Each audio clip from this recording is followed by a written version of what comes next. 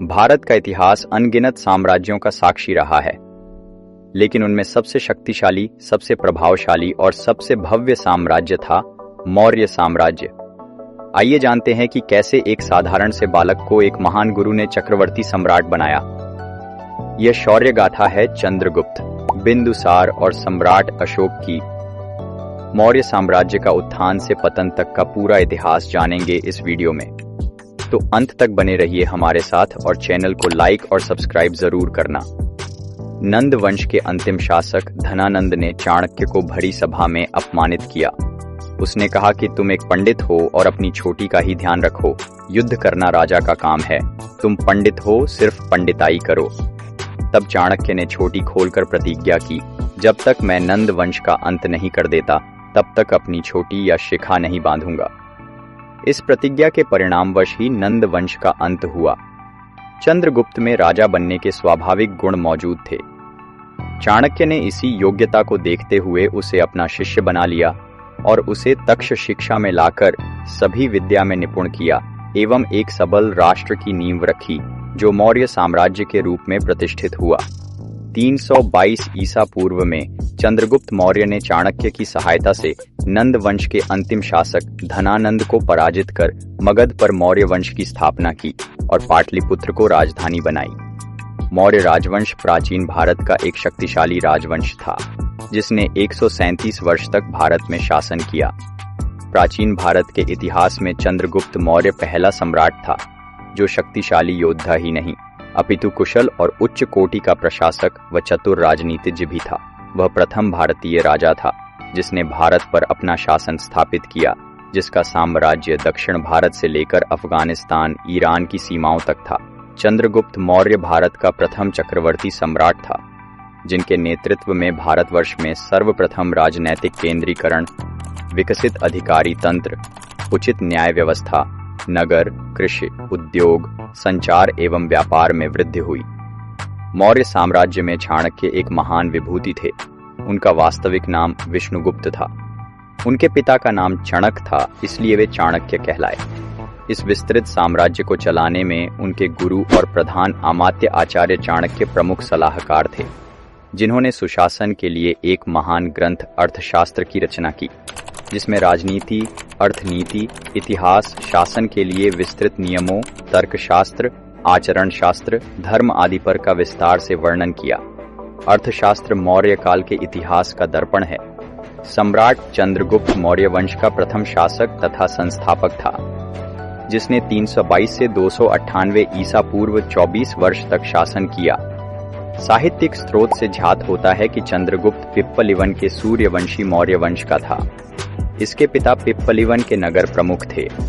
इसका जन्म पाटलिपुत्र में हुआ था तथा एक गोपालक द्वारा पोषित किया गया था। उसने संपूर्ण सिंध और पंजाब प्रदेशों पर अधिकार कर लिया। पंजाब पर विजय चंद्रगुप्त मौर्य की प्रथम विजय थी।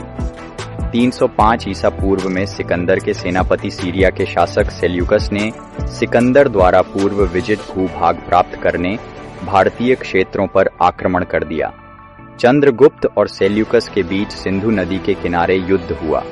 युद्ध में सेल्यूकस पराजित हुआ। सेल्यूकस ने अपनी पुत्री हेलेना का विवाह चंद्रगुप्त मौर्य से किया। सेल्यूकस ने अपने 4 परोपनिषदि काबुल, कंधार, हेरात तथा बलूचिस्तान चंद्रगुप्त मौर्य को दे दिया। चंद्रगुप्त मौर्य के विशाल साम्राज्य में काबुल, कंधार, बलूचिस्तान, कश्मीर, पंजाब, गुजरात, गंगा यमुना का मैदान, बिहार, विंध्य से दक्षिण भारत में कर्नाटक के मैसूर तक अपना साम्राज्य स्थापित किया। विशाखदत्त ने मुद्रा राक्षस में चंद्रगुप्त मौर्य का विशिष्ट वर्णन किया है। चंद्रगुप्त मौर्य को भारत का मुक्तिदाता की संज्ञा दी गई है। चंद्रगुप्त मौर्य ने अपने जीवन काल के अंतिम समय में जैनाचार्य भद्रबाहु से प्रभावित होकर जैन धर्म ग्रहण किया तथा श्रवणबेलगोला में जाकर 298 ईसा पूर्व में संथारा सल्लेखना उपवास द्वारा अपना शरीर त्याग दिया। चंद्रगुप्त मौर्य की मृत्यु के बाद उनका पुत्र सम्राट बिंदुसार 298 ईसा पूर्व में मगध की गद्दी पर बैठा, जिसने 25 वर्ष तक शासन किया। बिंदुसार की माता दुर्धरा थी। यह नंद वंश की अंतिम शासक घनानंद की पुत्री थी। वायु पुराण में बिंदुसार को मद्रसार, जैन साहित्य में सिंहसेन कहा गया है। यूनानी इतिहासकारों ने बिंदुसार को अमित्रोचेटस या अभिलोचेट्स कहा है, जिसका संस्कृत अर्थ अमित्रघात होता, अर्थात शत्रुओं का नाश करने वाला शत्रु विनाशक। बिंदुसार आजीवक संप्रदाय का अनुयायी था। बिंदुसार के गुप्तचर विभाग में महिला गुप्तचर भी थी। महावंश व दीपवंश नामक बौद्ध ग्रंथों के अनुसार बिंदुसार की 16 रानियां थीं तथा 101 पुत्र थे। बिंदुसार के शासनकाल में तक्षशिला में 2 बार विद्रोह हुआ था। पहला विद्रोह दबाने के लिए उसने अपने पुत्र सुसीम को और दूसरी बार अपने दूसरे पुत्र अशोक को भेजा था। बिंदुसार की सभा में 500 सदस्यों वाली एक मंत्री परिषद थी, जिसका प्रधान खल्लाटक था। सम्राट बिंदुसार के बाद उनका पुत्र सम्राट अशोक मगध की गद्दी पर बैठा, जिसने 273 से 232 ईसा पूर्व तक शासन किया। उसकी माता का नाम शुभद्रांगी, जो चंपा के ब्राह्मण की कन्या थी। अशोक का 273 ईसा पूर्व में मगध में सिंहासनारोहण हो चुका था। उसका राज्याभिषेक 4 वर्ष के बाद 269 ईसा पूर्व में हुआ। सम्राट अशोक ने 41 वर्ष तक शासन किया। सिंहली अनुश्रुतियों के अनुसार अशोक ने अपने 99 भाइयों की हत्या करके राज सिंहासन प्राप्त किया था। बौद्ध ग्रंथों में अशोक को देवाना प्रिय, देवानामा प्रिय, देवाना प्रियदर्शिनी तथा पुराणों में अशोक को अशोकवर्धन कहा गया है। अशोक की पहली पत्नी देवी थी, जिसका पुत्र महेंद्र एवं पुत्री संघमित्रा थी। दूसरी पत्नी कारुवकी थी, जिसका पुत्र तीव्र था। रानी के अभिलेख में कारुवकी और तीव्र का उल्लेख मिलता है। तीसरी पत्नी पद्मावती थी, जिसका पुत्र कुणाल था, और चौथी पत्नी तिस्यरक्षा थी। मगध के राज्याभिषेक के पहले सम्राट अशोक अवंती यानी उज्जैन का राज्यपाल था। जैन अनुश्रुति के अनुसार अशोक ने बिंदुसार की इच्छा के विरुद्ध मगध पर शासन का अधिकार कर लिया था। अशोक ने अपने राज्याभिषेक के 8वें वर्ष में कलिंग पर आक्रमण किया तथा उसे जीत लिया। कलिंग के युद्ध में बहुत बड़ी संख्या में नरसंहार हुआ।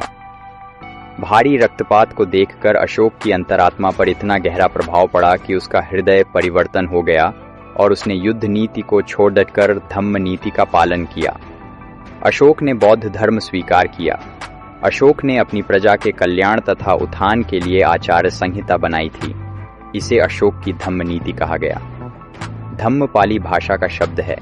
धम्म शब्द की व्याख्या अशोक के दूसरे व 7वें स्तंभ अभिलेख में मिलती है, जिसके अनुसार मीठी बोलना, दूसरों के प्रति व्यवहार में मधुरता, जन कल्याण कार्य करना, दया एवं पाप रहित होना, बड़ों की आज्ञा मानना, गुरुओं के प्रति आदर, प्राणियों का वध न करना धम्म के अंतर्गत आते हैं।